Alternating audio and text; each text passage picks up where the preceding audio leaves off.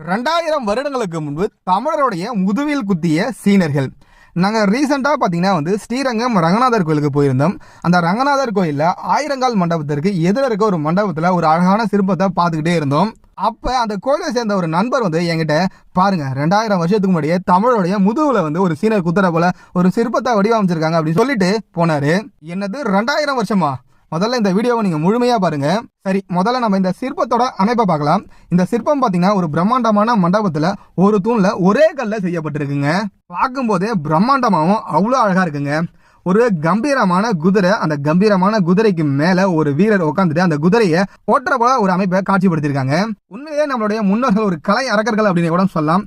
அவங்க இந்த குதிரைக்கு மேல இருக்க அணிகலன்கள், அது மட்டும் இல்லாம குதிரைக்கு மேல கட்டப்பட்டிருக்க கயிறோட முடிச்ச கூட அவ்வளவு தத்ரூபமா காட்சிப்படுத்திருக்காங்க. அப்படியே கொஞ்சம் கீழே பாத்தீங்கன்னா ஒரு வீரர் அந்த குதிரையோட முன்னங்கால தாங்குற போல ஒரு சிற்பம் செதுக்கப்பட்டிருக்கு. அதற்கு பின்